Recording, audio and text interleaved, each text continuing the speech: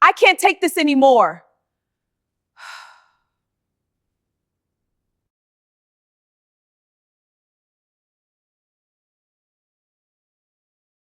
I'm 45 years old, and I can tell you this much. There's nothing that prepares you for the day you realize the person you trusted most in this world has been slowly, deliberately destroying your life from the inside out. Her name was Kendra. We met when we were 7 years old in Mrs. Patterson's second grade class at Booker T. Washington Elementary. She sat behind me, and on the first day of school, she tapped my shoulder and whispered, "I like your barrettes." They were purple with little butterflies. My mama had put them in that morning, and I remember feeling so proud. That was 38 years ago. 38 years of sleepovers and shared secrets. 38 years of being there for each other through everything: first periods, first heartbreaks, college applications, weddings, babies, divorces. She was the sister I never had, the one person I thought would never, ever turn on me. I was wrong, but I'm getting ahead of myself. Let me back up. Let me tell you how this really started, because the truth is, I didn't see it coming. None of us ever do we? We think we know people. We think loyalty means something. We think family is everything. And maybe that's exactly what they count on. Hey everyone, before I get into this story, I just want to say thank you for being here. What I'm about to tell you is something I've never shared publicly before. It's personal, it's painful, but it's also the truth about what happened when the people closest to me decided I was the enemy. If you've ever felt betrayed by someone you loved, if you've ever questioned your own reality because the people around you were telling a different story, if you've ever had to walk away from everything you knew to save yourself, this one's for you. Make sure you subscribe, hit that like button, and drop a comment if this resonates with you. Trust me, you're going to want to stick around for this. Now, let me take you back to where it all began. Memphis, Tennessee. That's where our story starts and where it almost ended. I grew up in Orange Mound in a little brick house on Carver Avenue with my mama, Diane, my daddy, Robert, and my two younger brothers, Jerome and Deshawn. We weren't rich, but we weren't struggling either. Daddy worked at the Postal Service, and Mama was a teacher's aide at the elementary school down the street. We had everything we needed and most of what we wanted. Kendra lived 3 blocks over with her grandmother, Miss Loretta. Her mama had left when she was 5, just up and moved to Chicago with some man she'd met at a club, and her daddy was never in the picture. Miss Loretta did her best, but she was getting older, working 2 jobs just to keep the lights on. Kendra spent more time at our house than her own.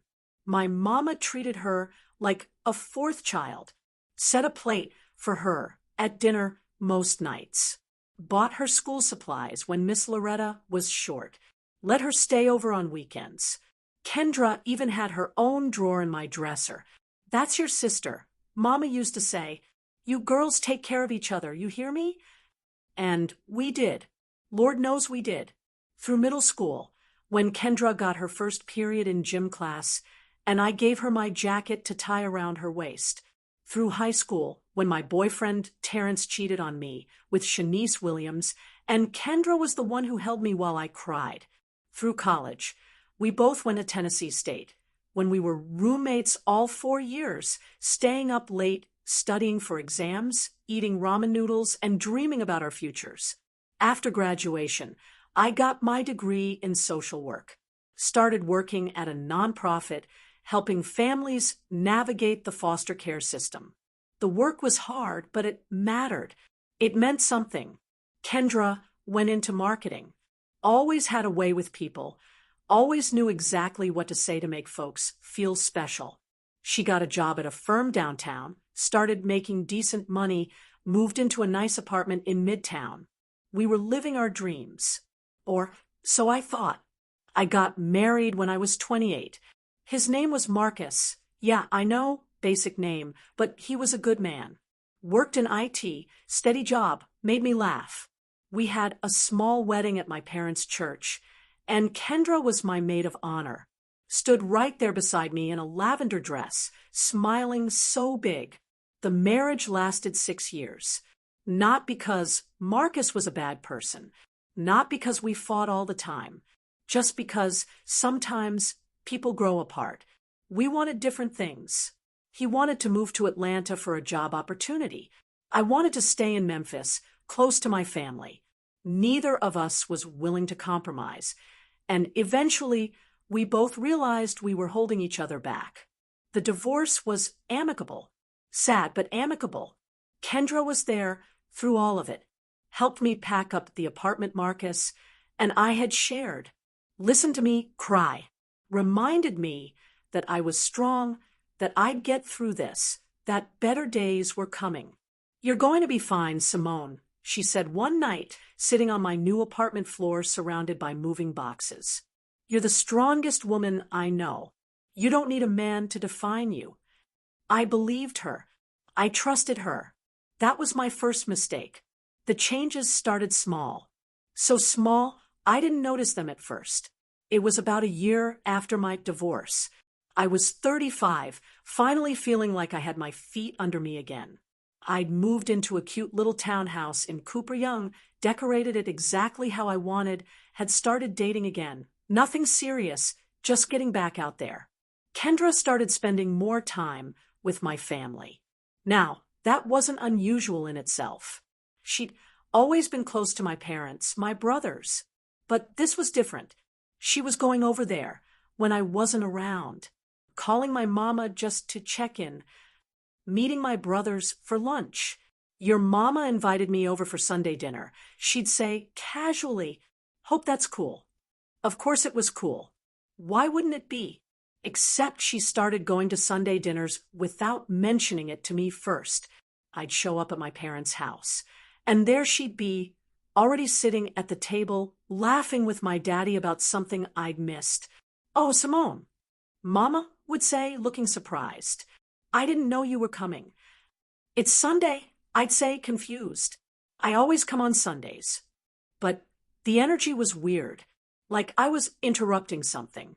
I brushed it off, told myself I was being paranoid, oversensitive. This was Kendra. This was my family. There was nothing to worry about. Then came my birthday. I turned 36 on a Saturday in April. I'd planned a small dinner, nothing fancy, just me, Kendra, my parents, my brothers, and their wives at this nice restaurant on Beale Street. I'd made reservations weeks in advance. The day before, Kendra called me. "Hey girl," she said, her voice tight. "I'm so sorry, but I don't think I can make it tomorrow." "What? Why?" "Work thing came up. You know how it is. But I'll make it up to you, I promise. We'll do lunch next week, just us two." I was disappointed, but I understood. Work is work. "Okay," I said. "No worries." The next night, I showed up at the restaurant. My family was already there, seated at a round table near the window. And right there, sitting between my mama and my brother Jerome, was Kendra, laughing, smiling, like she hadn't just told me she couldn't make it. I stopped in my tracks, stood there for a moment, trying to process what I was seeing. Kendra looked up, saw me, and her face did something strange. A flicker of something. Guilt? Annoyance, before she rearranged it into a smile. "Simone, happy birthday." She stood up, came over, hugged me. Surprise. I managed to move some things around. "Couldn't miss your special day." Everyone else was smiling, waiting for me to sit down. I felt like I was going crazy. Had I misunderstood the phone call? Had she said she wasn't coming, or had she said she might not be able to? I sat down, ordered my food, tried to enjoy my birthday, but something felt off. The whole night, Kendra was the center of attention, telling stories, making everyone laugh. My mama kept touching her arm, leaning in close like they were sharing secrets. Kendra was just telling us about this new project she's working on. Mama said, "Isn't that exciting?" "Yeah, I said, exciting. When dessert came, a chocolate cake with 36 candles, everyone sang happy birthday. I blew out the candles, made a wish. I wished for clarity, for understanding, for the weird feeling in my gut to go away. Be careful what you wish for. If you're still with me, hit that like button, drop a comment, and let me know. Have you ever had a friend who got a little too close to your family? Trust me, this is just the beginning. The next few months, things escalated. Kendra started having opinions about my life that she'd never had before, about my job, my apartment, the men I was dating. But she didn't say these things to me directly. She said them to my family. I found out by accident. I was at my parents' house one afternoon, helping Mama in the garden. We were planting tomatoes, her hands deep in the soil, when she said casually, "Kendra mentioned you've been looking stressed lately." I looked up. When did she say that? Oh, she stopped by yesterday. We had coffee. Yesterday. I'd called Kendra yesterday, asked if she wanted to grab lunch. She'd said she was swamped with work. She's worried about you, Mama continued, not looking at me. Says you've been working too hard, not taking care of yourself. I'm fine, Mama. She said you've been dating some guy who's not treating you right. I sat back on my heels. What guy? I don't know his name. Someone you met online. I'd been on exactly 2 dates with a man named Trevor. We had dinner, gone to a movie. It wasn't serious. We were still getting to know each other. And I definitely hadn't told Kendra he was treating me badly, because he wasn't. Mama, I don't know what Kendra told you, but she's just looking out for you, baby. You know she loves you like a sister. There it was again. That phrase. Like a sister. But sisters don't lie to each other's mothers. I called Kendra that night. Hey, I said when she picked up. Can we talk? Of course. What's up? Why did you tell my mama I was stressed and that the guy I'm dating is treating me badly? Silence. Then, Simone, I didn't say he was treating you badly. I just said I was concerned. You've seemed off lately. Off how? I don't know. Distant. Like you're going through something and you won't talk to me about it. Because I'm not going through anything. Okay. Her voice went soft, gentle. The voice you use with someone who's being unreasonable. If you say so. I was just worried. I'm sorry if I overstepped. I wanted to push back, to tell her she was putting words in my mouth, creating problems where there weren't any. But the way she said it, so calm, so concerned, made me feel like I was the one being dramatic. Just talk to me first, okay? If you're worried about something, come to me, not my mama. You're right. I'm sorry. It won't happen again. But it did. My brother Jerome called me a few weeks later. Hey, Simone, you got a minute? Yeah, what's up? Look, I don't want to get in your business, but are you doing okay? Financially? I frowned. I'm fine. Why? Kendra mentioned you might be struggling. Said you've been talking about picking up a second job. I never said that. She said you were too proud to ask for help, but if you needed anything. Jerome, I don't need help. I'm doing fine. I don't know why Kendra would tell you that. He was quiet for a moment. Maybe she misunderstood something you said. Maybe, but I hadn't said anything. Not to her, not to anyone. I was doing perfectly fine financially. Better than fine, actually. I'd just gotten a raise at work. The next month, it was my brother Deshaun. He texted me. Hey sis, Kendra said you're thinking about moving to Atlanta? That's random. I wasn't thinking about moving to Atlanta. I'd never mentioned Atlanta. Then my mama called. Sweetheart, Kendra told me you've been having trouble sleeping. Have you talked to someone about that? Maybe you should see a doctor. I wasn't having trouble sleeping. One by one, Kendra was planting seeds. Little lies, small distortions. Nothing big enough to confront directly, nothing outrageous enough to make my family question her. Just enough to make them worried about me. Just enough to make them think I wasn't telling them the truth about my own life. And every time I tried to correct the record, I sounded defensive. Paranoid. I think you're reading too much into this. My daddy said when I finally brought it up at Sunday dinner. Kendra's just concerned about you. We all are. Concerned about what? I'm fine. Are you, though? Mama asked gently, because you seem on edge, snapping at people. I looked around the table. My parents, my brothers, all looking at me with the same expression. Worry, pity, and Kendra sitting there with her hands folded, her face the picture of concern. Maybe you should take some time off work, she suggested softly.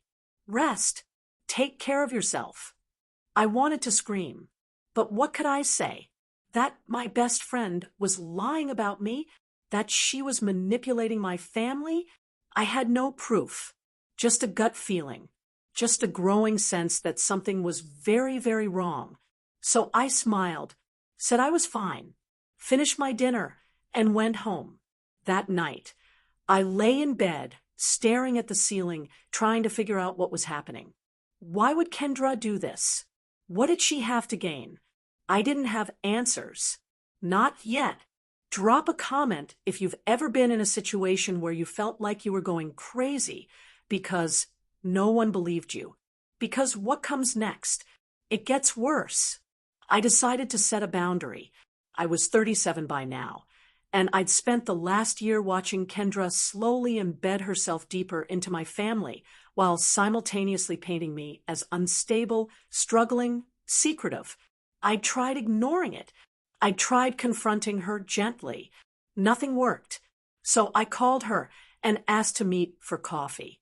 Neutral ground. Public place. We met at a Starbucks on Union Avenue on a Thursday afternoon.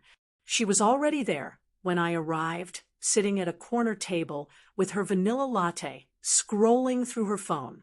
Hey, girl. She stood up, hugged me. I'm so glad you called. Feels like I haven't seen you in forever. Because you've been too busy seeing my family, I thought. But I smiled, sat down. We need to talk, I said. Her face shifted. Okay, what's wrong? I need you to stop telling my family things about my life that aren't true. She blinked. What are you talking about? The stuff about me being stressed, about me struggling financially, about me moving to Atlanta. None of that is true, Kendra. And every time you say these things, it makes my family worry about me for no reason. She leaned back in her chair, studying me. Simone, I think there's been a misunderstanding. What misunderstanding? I'm not saying things that aren't true. I'm repeating things you've told me. Maybe you don't remember. I remember perfectly. I never said any of those things. Okay. She held up her hands. I hear you, but from my perspective, you have seemed stressed lately. And maybe I read between the lines a little, tried to look out for you. I don't need you to look out for me. I need you to stop talking about me behind my back. The words came out sharper than I intended. Her eyes widened, then narrowed. Behind your back. Simone, these are people who love you. Your family. I talk to them because I care about you. Because sometimes you don't tell them what's really going on. Because there's nothing going on. See, this is what I mean. You're getting defensive. You're acting like I'm the enemy when all I'm trying to do is help. I stared at her, at this woman I'd known for 30 years, and I realized something. She was good, really good. No matter what I said, she'd have an answer.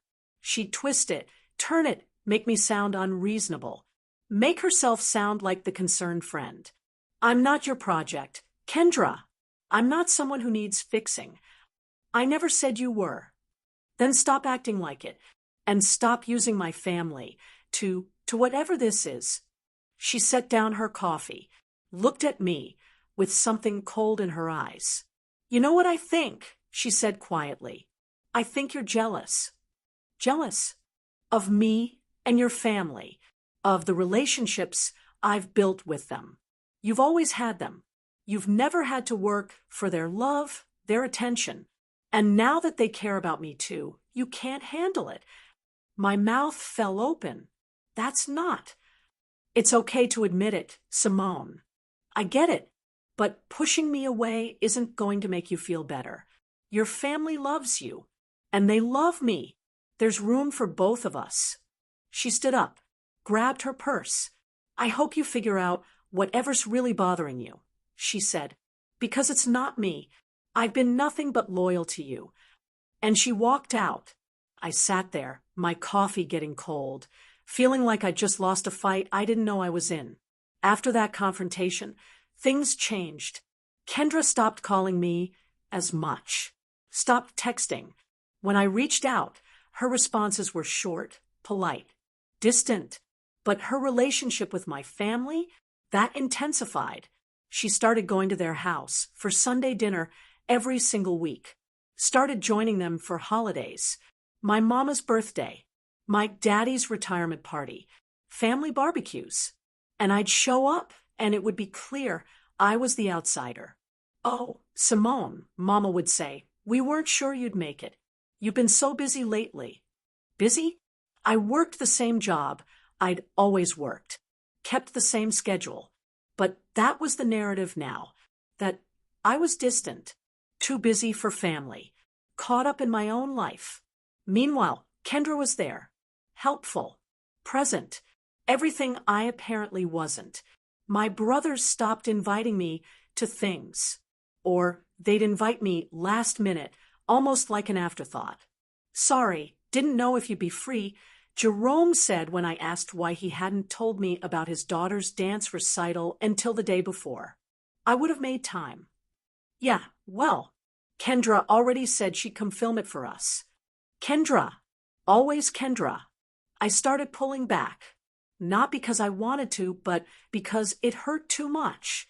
Every family gathering felt like walking into a room where I wasn't wanted, where I was tolerated, but not celebrated. My 38th birthday came and went. My parents took me to dinner, just the three of us. And it was nice, but quiet, strained. Where's Kendra? I asked because I had to know. Mama and Daddy exchanged a look.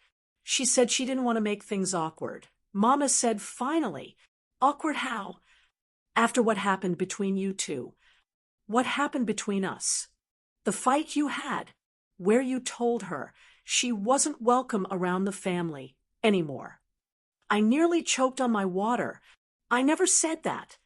That's not what she told us. Daddy said quietly, and there it was. She'd lied. Again. But this time, it was a big lie. A damaging lie.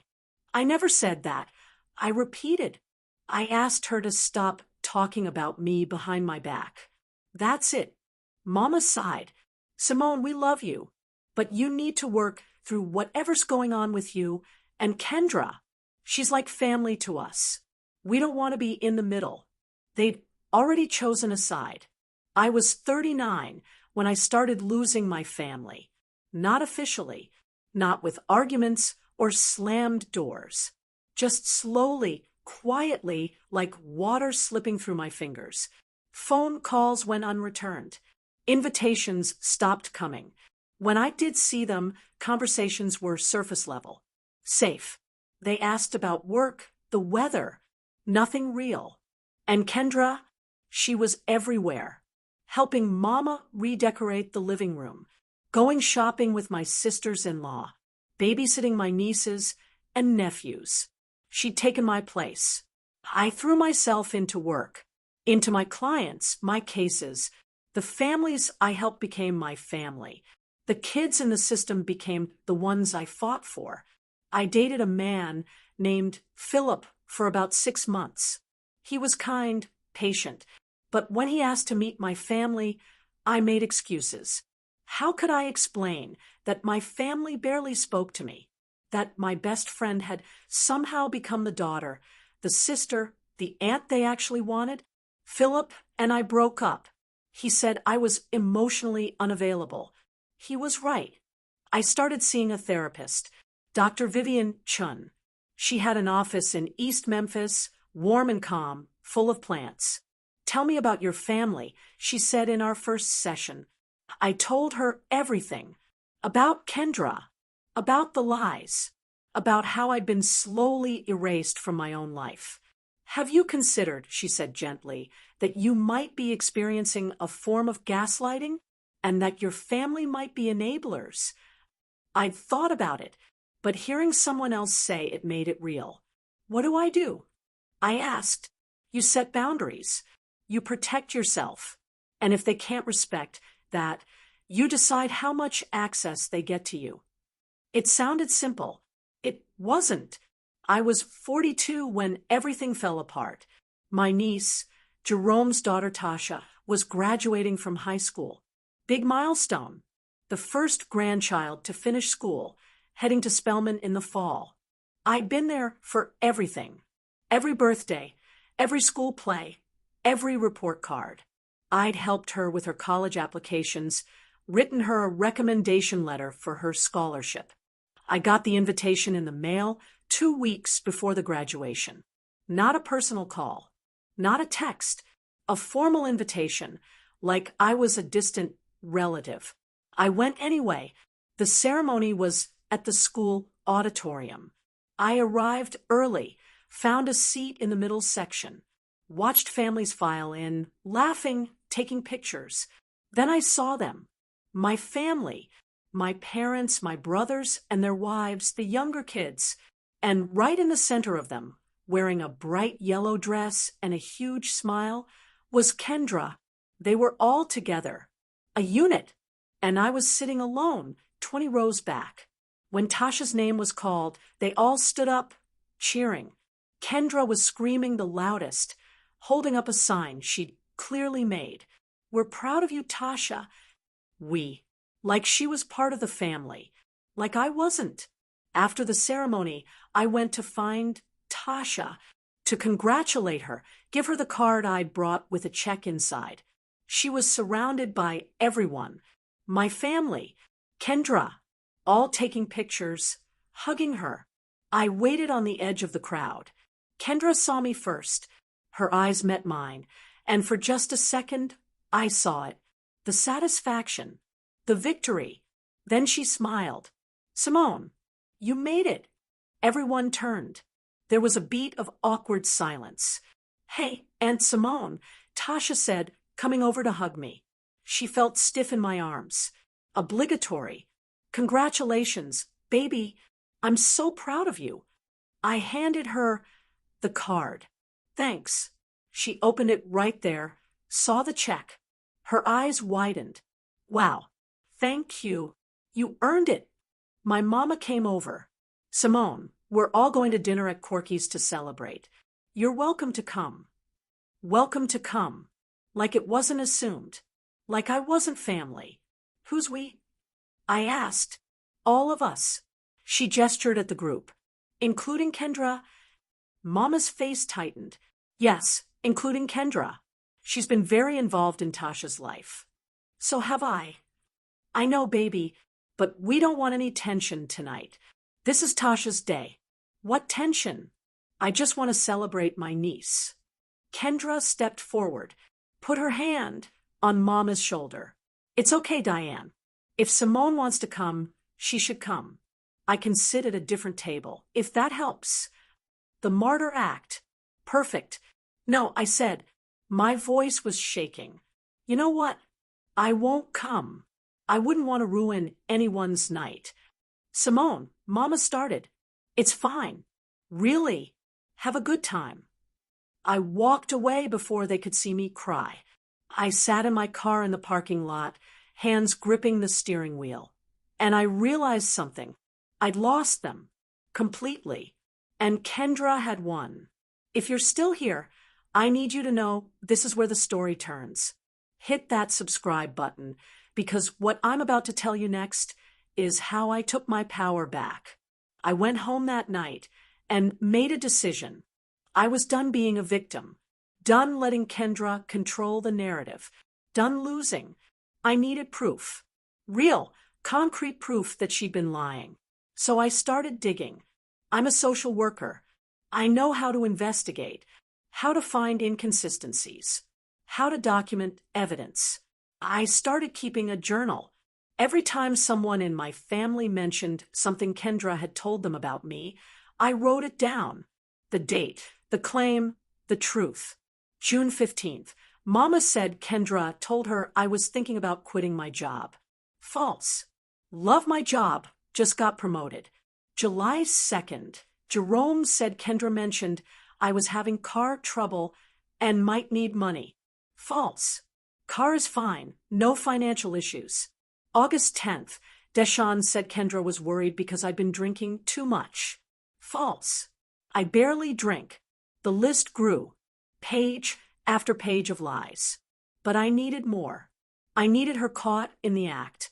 I set up a situation. I called Kendra. First time in months. Hey, I said, keeping my voice light. I know things have been weird between us, but I was hoping we could talk. Maybe grab coffee. She hesitated. I don't know, Simone. I don't want things to be awkward. They won't be. I promise. I miss my friend. Can we try? Okay, she said finally. Sure, let's try. We met that Saturday at the same Starbucks. I came prepared. I told her a story, a complete fabrication. I said I was thinking about going back to school to get my master's degree. Said I'd been accepted to a program at Vanderbilt, would have to quit my job. Wasn't sure if I could afford it, but I was considering it anyway. Her eyes lit up. Simone, that's amazing. You should totally do it. You think so? I haven't told my family yet. I wanted to tell you first. Well, I'm honored, and I think you should go for it. Life's short, right? We talked for an hour. She was warm, enthusiastic, like old times. I went home and waited. 3 days later, my mama called. Simone, is it true you're quitting your job to go back to school? There it was. Who told you that? Kendra mentioned it. She's worried you're making a rash decision. Interesting, because I specifically asked her not to say anything to anyone. I wanted to be the one to tell you. Mama was quiet. And actually, Mama, I'm not going back to school. I made that whole story up to see if Kendra would respect my privacy. Clearly, she didn't. Why would you do that? Because I needed you to see what she's been doing. For years, she's been telling you things about me, lies, exaggerations, private conversations, and poisoning you against me. Simone, I have a list, Mama, pages and pages of things she's told you and Daddy and the boys that aren't true.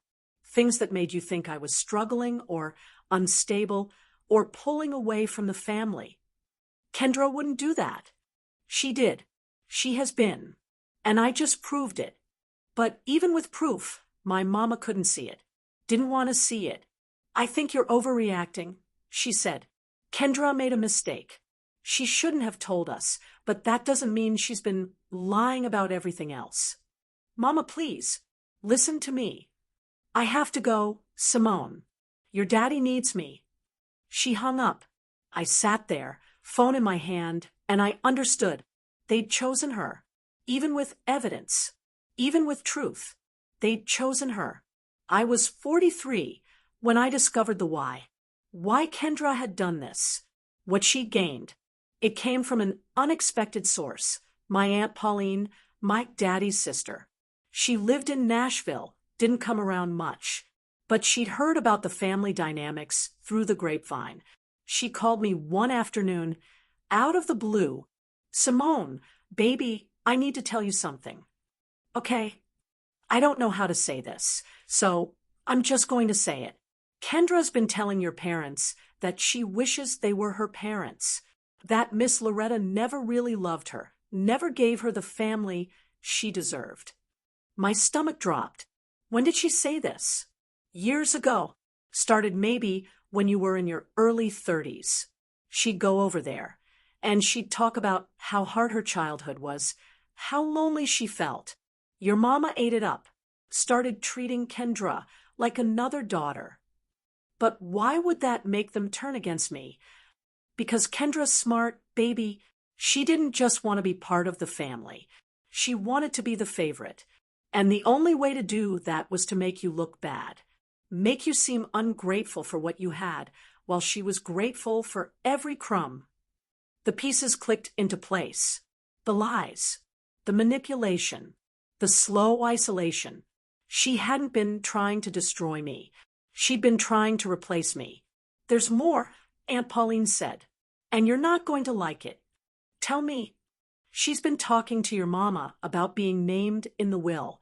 Says she doesn't have any family, doesn't know what'll happen to her when she gets older.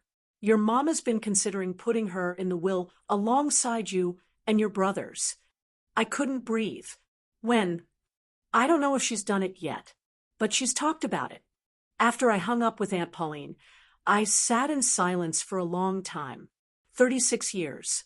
36 years of friendship, and it had all been leading to this. She didn't just want my family's love. She wanted my inheritance, my place, my life.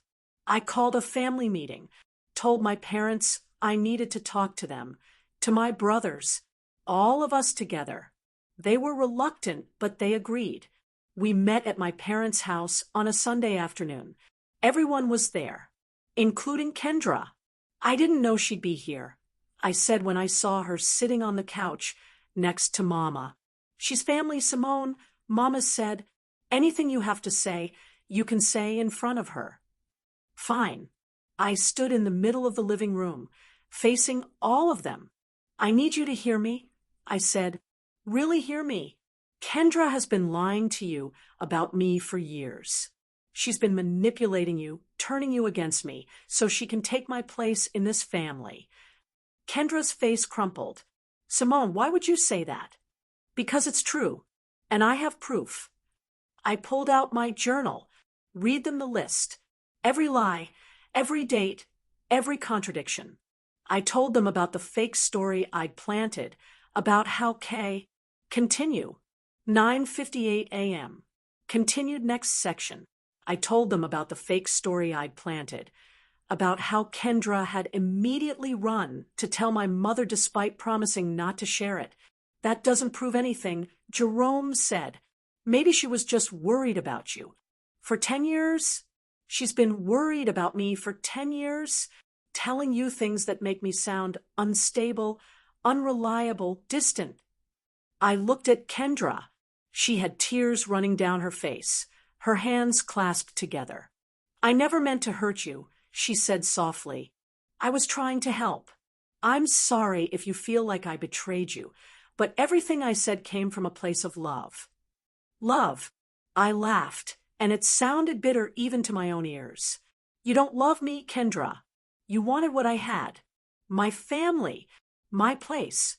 And you systematically destroyed my relationship with them to get it. That's not true. She turned to my mother. Diane, you know me. You know, I would never. I know you, baby, Mama said, reaching for Kendra's hand. I know your heart. And that was it. That was the moment I knew I'd lost for good.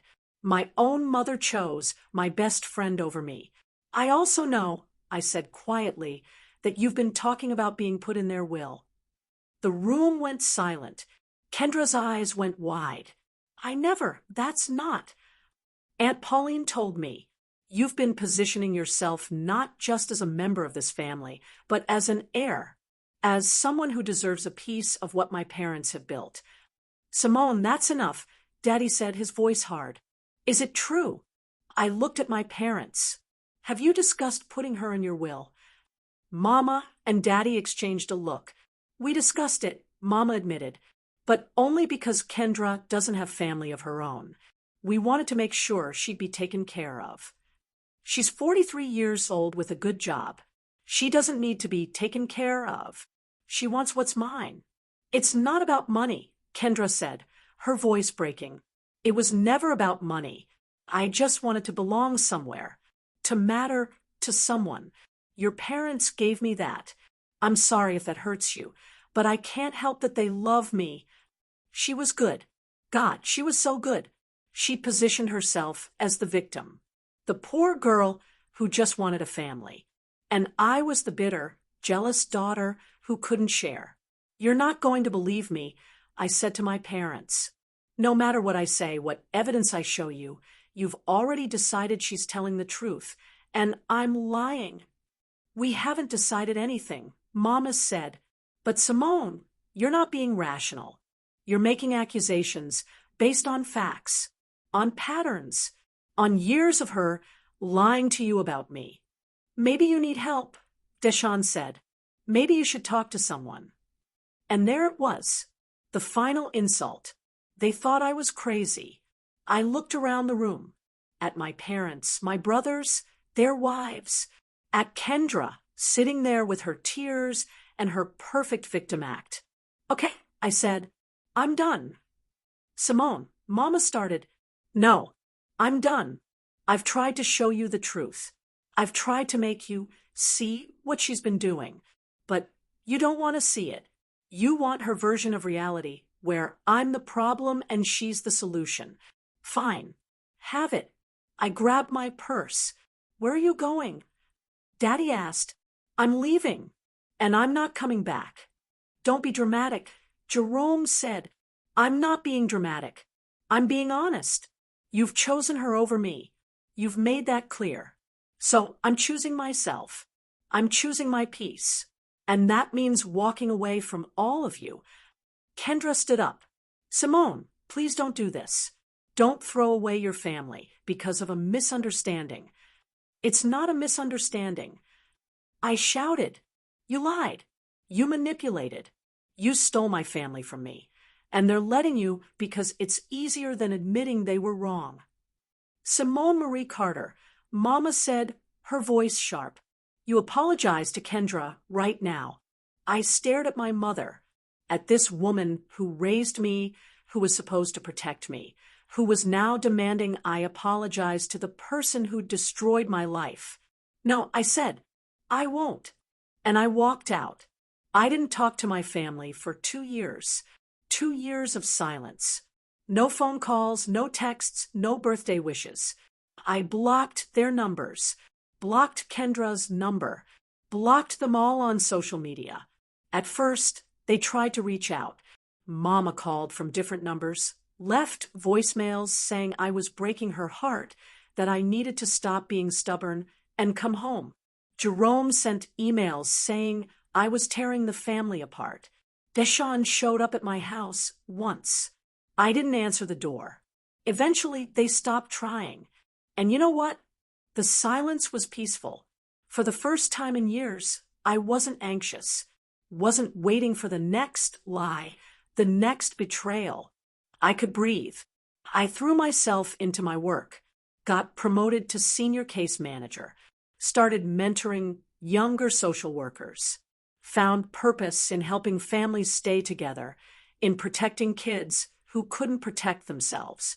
I made new friends, real friends, women from my gym, my book club, my neighborhood. I met Sarah at a community garden event. She was 52, a retired teacher, funny and wise, and so different from anyone in my old life. We'd meet for coffee every Saturday, and she'd listen to my story without judgment. You did the right thing, she said once. Walking away from toxic people, even when their family, is an act of self-love. I started dating again, met a man named Keith through a friend. He was 48, divorced, a father of 2 college-aged kids. He was steady, kind, present, didn't play games. When I told him about my family situation, he said, I get it. Sometimes the people who are supposed to love us the most do the most damage. You don't owe anyone access to you, not even your parents. I built a life, a good life, a chosen life, but I'd be lying if I said there weren't hard moments. Holidays were the worst. Thanksgiving, Christmas. I'd think about my mama's sweet potato pie, my daddy's laugh, my nieces and nephews opening presents. But then I'd remember how they'd made me feel. the isolation, the gaslighting, the choice they'd made. And I'd stay home, make my own traditions. I was 45 when I got the call. It came from Aunt Pauline. Simone, you need to hear this. Hear what? It's about Kendra. She's been embezzling from your parents. My heart stopped. What? Your mama gave her access to their bank accounts about a year ago, made her a signatory, so she could help with bills since they're getting older. Kendra's been stealing money. Small amounts at first, then bigger. Your daddy noticed some irregularities, started looking into it. How much? Over $50,000. I sat down. Jesus. There's more. They confronted her. She admitted it, said she was in debt, made some bad investments, needed the money, promised to pay it back. Do they want to press charges? Aunt Pauline was quiet. No, your mama doesn't want to. Says Kendra made a mistake, that she's family. Of course mama would protect her even now. Why are you telling me this? I asked, because your brothers are furious. They want to press charges. They're fighting with your parents about it. The whole family is falling apart, Simone. And I thought you should know. After we hung up, I sat with the information. Part of me felt vindicated. I'd been right. Kendra was a liar, a manipulator, and now a thief. Part of me felt sad. For my parents, who'd trusted her. For my brothers, who were finally seeing what I'd seen years ago. But mostly I felt nothing. They weren't my problem anymore. A week later, my mama called. I almost didn't answer, but something made me pick up. Simone. Her voice was small, broken. Mama, I need to talk to you. Okay. Can you come over? Please. I didn't want to. Every instinct told me to say no, to protect the peace I'd built. But she was still my mother. I'll come, I said. I drove to my parents' house on a Saturday afternoon. The house I'd grown up in, the place that used to feel like home. Mama answered the door. She looked older, tired. Her eyes were red. Come in, baby. Daddy was sitting in his recliner in the living room. He nodded when he saw me, but didn't get up. We sat in the living room, the three of us, and the silence was heavy. I'm sorry, Mama said finally. I didn't respond. You were right. About Kendra. About everything. I know. She stole from us. Lied to us. We trusted her. And she... Mama's voice broke. She did what I told you she'd been doing for years. I said, quietly, she manipulated you. Used you. I tried to warn you. I know. Tears were streaming down Mama's face. I know, and I'm so sorry. I should have listened to you. I should have believed you. Why didn't you? Because she looked at Daddy, who was staring at the floor. Because it was easier to believe her. Because she made us feel needed, important. She praised us, appreciated us. And you were always fine, always strong. We thought you didn't need us as much. The admission hit me like a punch. So you chose her because she made you feel good. Because I was too independent. That's not fair. But it's true, isn't it? You wanted to be needed. And she gave you that. Even if it meant believing I was unstable, difficult, distant. Even if it meant losing me. Mama was sobbing now. I'm so sorry, baby. I'm so sorry. Daddy finally spoke. We want to make this right. We want you back in our lives. I looked at them. My parents. The people who raised me, who were supposed to protect me. I don't know if we can come back from this. I said, honestly. Please, Mama said. Please, Simone. We're your family. You chose someone else to be your family. For years, you chose her over me. And now that she's hurt you, now that you finally see who she is, you want me back? As what? A replacement? A backup plan? No. I've built a life without you. A good life. I have people who believe me, who support me, who don't make me prove my worth every single day. Why should I give that up to come back to people who didn't fight for me when it mattered? The words hurt to say, but they needed to be said. Daddy stood up. Because we're your blood. Because family is forever. Family is supposed to protect you. I said, family is supposed to believe you. You didn't do either of those things. So that's it. Mama asked, you're just going to walk away from us. You walked away from me first. I left my parents' house that day without making any promises. Over the next few months, they reached out regularly. Mama called every week.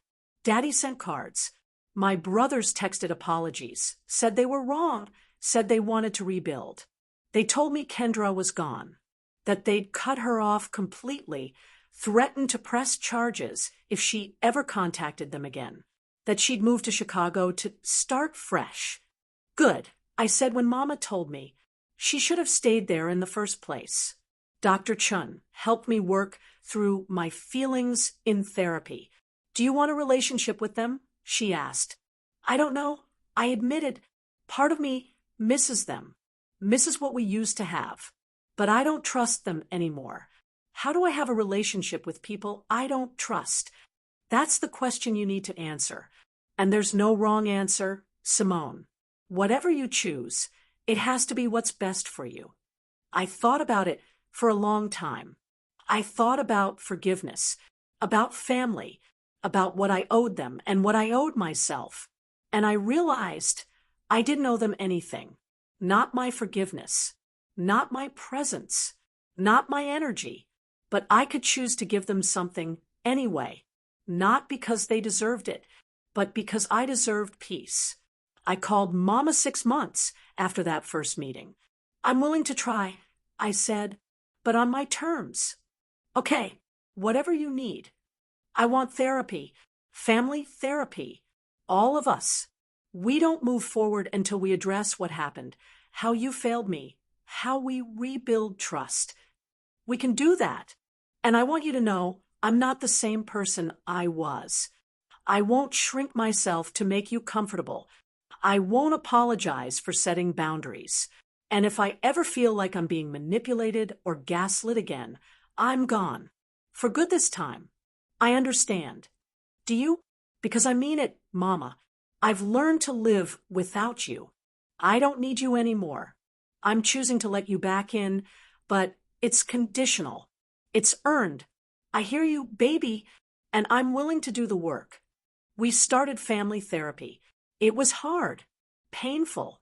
There were sessions where I wanted to walk out, where my brothers got defensive, where Mama cried and said it was too much. But we pushed through. Slowly, over months and then years, we started to heal.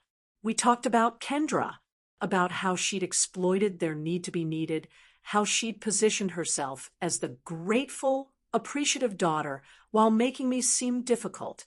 We talked about the lies. All of them. My parents admitted they'd wanted to believe her because it gave them purpose. We retired. Daddy said in one session, we weren't needed at work anymore. You boys had your own families. And Simone, you were so successful, so independent. We felt useless.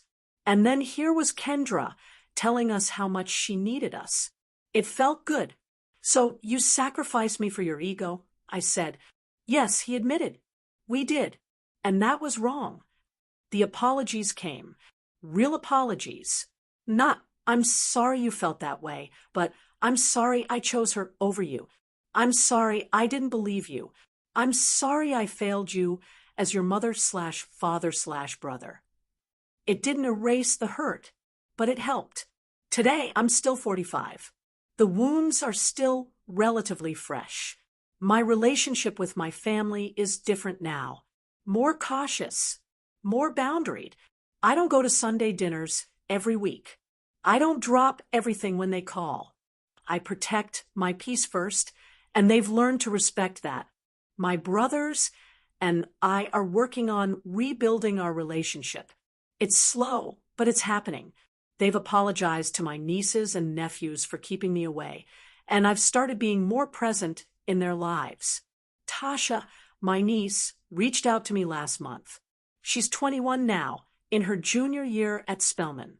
Aunt Simone, she said, I'm sorry for believing the things Kendra said about you, for not reaching out when you left.